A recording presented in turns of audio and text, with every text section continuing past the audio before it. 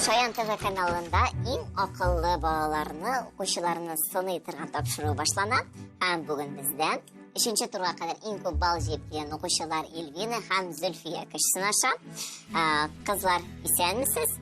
Исәнмесез. Дулкынланасызмы? Бераз бар.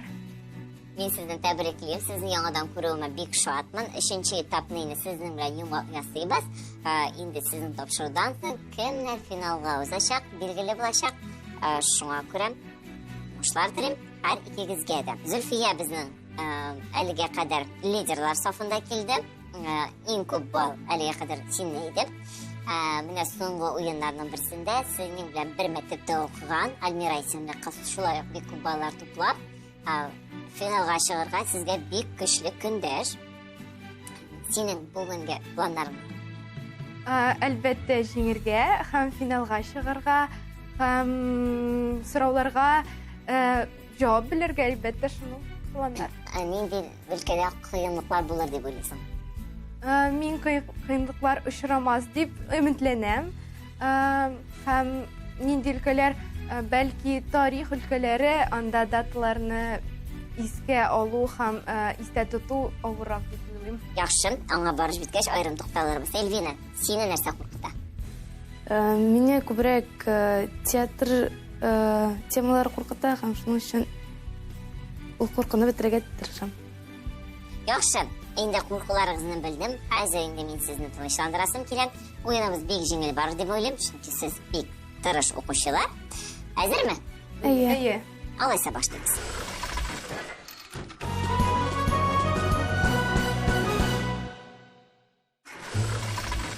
Беренче турыбыз гадәттәгечә дөрес җавап тап дип аталачак. Шуңа күрә кагыйдәләрне искәртеп кенә узат. Балларны үзегез куясыз. Дөрес икәнне балл сезнең исәбегезгә була, юк икән балл алына. Игътибар итегез. Беренче сорауны яңгыратам. 1905-1911 елларда Казанда нәшр ителүче иҗтимагый, сәяси һәм әдәби газета. Бу сорауга беренче булып Зөлфия җавап бирер. Ничә балл куясың? 10 балл дип уйлыйм. Яхшы, Эльвина? Мин дә 10 балл куям. Газетләрне исемнәрен укыйм. Казан хәбәре, Яшен, Казан мөхбире, Аң, Казан утлары. Минем җавабым, минем уйлавымча, ул Казан хәбәре газетасы. Яхшы, кабул иттем. Эльвина? Минем уйлавымча Казан хәбәре дип уйлыйм. Син дә Казан хәбәре дип уйлыйсың? Бу газетаның барлыгы 416 саны нәшр ителә. 1909-1910 елларда юмористик Без газетасын кушымта итеп чыгара башлый. Һәм бу газета эшендә Галиәскәр Камал актив катнаша. Ничек уйлыйсыз, бу кайсы газета? Яңгыдай тиерме? Юк, инде хәзер Казан мөхбире. Казан мөхбире. Нәкъ менә 1905-1911 елларда Казан мөхбире газетасы чыга. Икенче сорау була яңгырый. Ул Африканың үтеп керергә кыен урыннарын өйрәнә. Иң зур шарлауларның берсе булган Виктория шарлавыгын ача. Бу галим кем? Беренче булып Эльвина җавап бирә. Ничә балл белән бәялисең? 10 балл белән. Шулай ук 10 балл.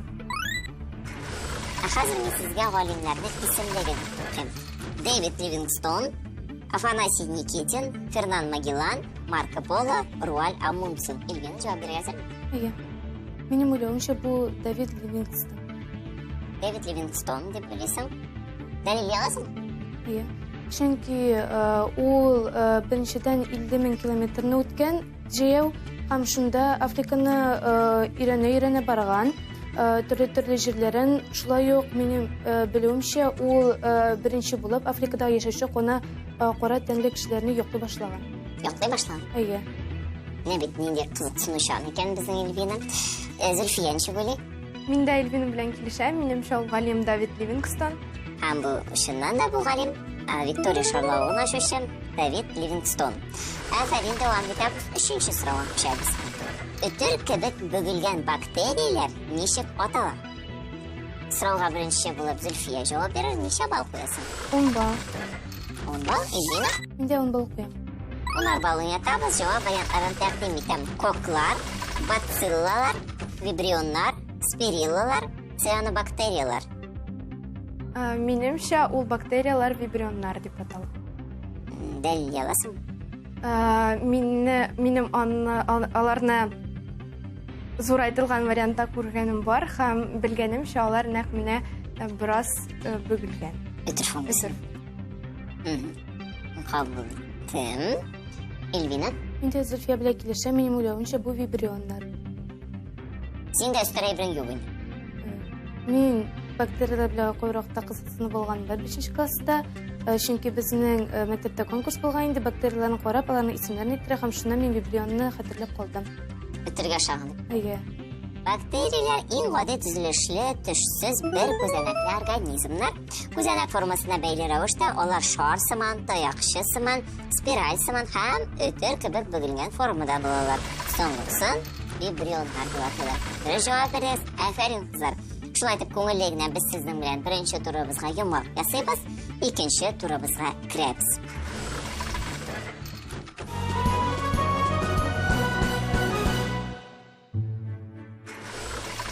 Biz sizga 5 tezis әзерләдек. Һәр берегезгә дә алар арасында бар дөрестләре һәм ялганнары.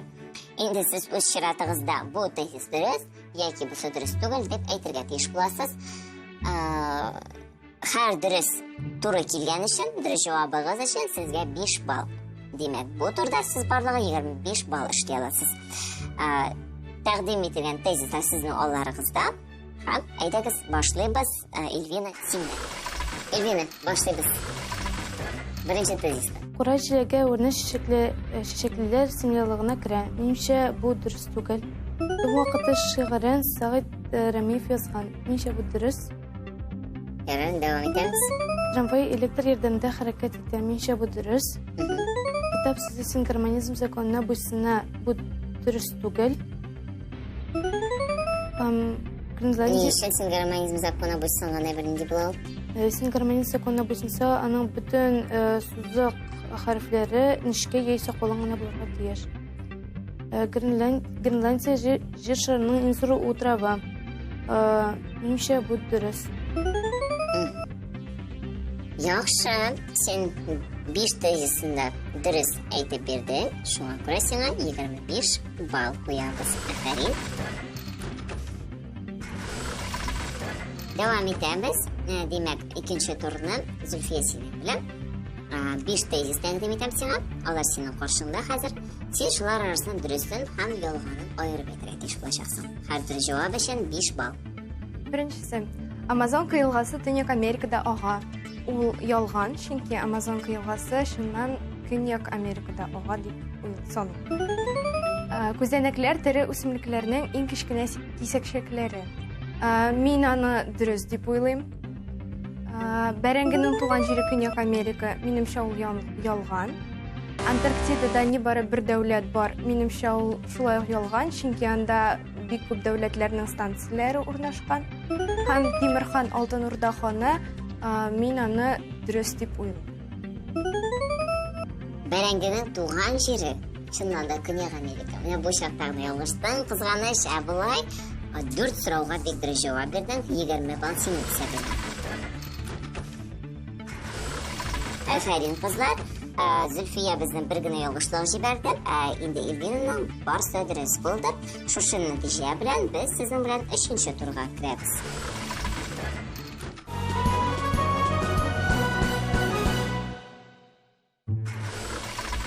Üçüncü turumuz bizning tarixga bag'ishlangan.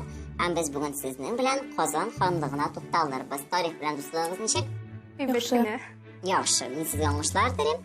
Javoplaringizni sizning kutib qolaman. Taqdim etilgan voqealar. İbrahim xonning taxtga kelуі, Yadigar xonning qo'lga olinuvi, Qrim xonlarining idora etuvi, Ivan IV-ning Qozonga hujumi, Qozon xonligining Moskvaga siyosiy beylikka tushuvi. Qozon xonligida bo'lgan voqealarni xronologik tartibda yozishga kerak bo'lsa, Минемчә, монда беренче вакыйга булып Ибрахим ханның тәхеткә килүе булып тора. Икенчесе ул Мәскәүгә сәяси бәйлелеккә төшү вакыйгасы. Аннары ул Кырым ханнарының идара итүе. Соңыннан Иван IV-ның Казанга һөҗүме һәм Ядигар ханның кулга алынуы дип уйлыйм. Бәхәссез 25 балл. Афәрин, бик дөрес җавап бирдең.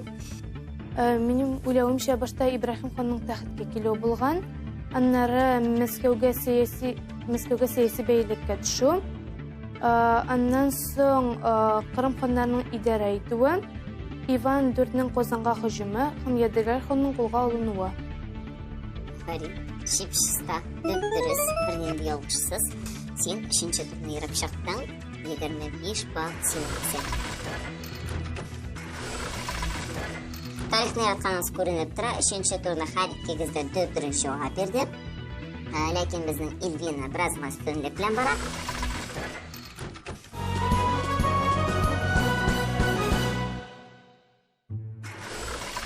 Сезгә бүген тәкъдим ителгән темалар синтаксис, борынгы Рим һәм Кәрим Тинчурин иҗаты. Кайсы теманы сайлыйсың, Илвина?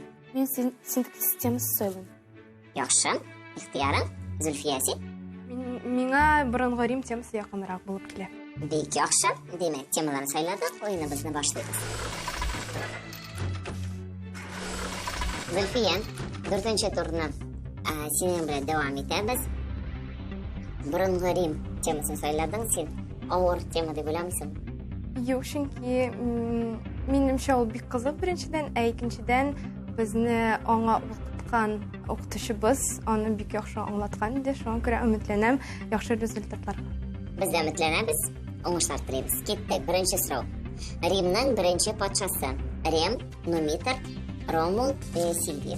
Минемчә, борынгы Римның беренче патшасы ул Ром. Фарин, Ромул Римның беренче патшасы була, чыннан да шулай. Шәһәр исеме дә шуннан алынган. Рим латынча Рома дигәнне аңлата. Фарин, дәвам итәбез. Икенче сорау. Римга нигез салучыларның варислары үзләрен ничек атаган? Патрициялар, плебейлар, консуллар, ликторлар. Минемчә, нигез салучыларның варислары үзләрен патрициялар дип атаганнар. Бу чыннан да шулай. Бәхәсләшмибез. Шуңа күрә 3-нче сорауга күчәбез. Зама шәһәре янында сугыш нәрсә белән тәмамлана? Римлылар җиңелә, римлыларның 70 мең кешесе һәлак була, Ганнибал армиясе тар-мар ителә, Рим Карфаген кул астына төшә. Минемчә, монда дөрес җавап ул Ганнибал армиясенең тар-мар ителүе. Ганнибал армиясе чыннан да тар-мар ителә. Фарин дөрес җавап бирде. Нинди кылларны гладиаторлар дип атаганнар? Йорт эшләрен караучы кыллар, махсус мәктәпләрдә сугышырга өйрәтелгән кыллар, хуҗага күңел ачтыручы кыллар, китапханәче кыллар. Минемчә, гладиаторлар дип махсус мәктәпләрдә сугышырга өйрәтелгән кулларны атаганнар. Әйе, гладиаторлар бергә бер чыгып яки отряд каршы килеп көрәшергә тиеш булган. Гладиатор уеннары өчен амфитеатрлар төзелгән. Чыннан да махсус мәктәпләрдә сугышырга өйрәтелгән кыллар гладиаторлар дип аталган. Фарин, 20 баллны шипшиста, гадел, син үз исәбеңә куйдың.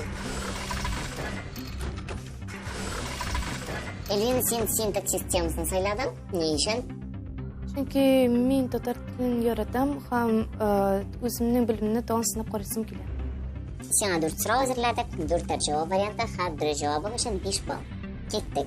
Төрле вакыйга һәм күренешләр турында хәбәр итүче җөмлә ничек атала? Сорау җөмлә, тойгылы җөмлә, хикәя җөмлә, койрык җөмлә. Минем уйлавымча, бу хикәя җөмлә.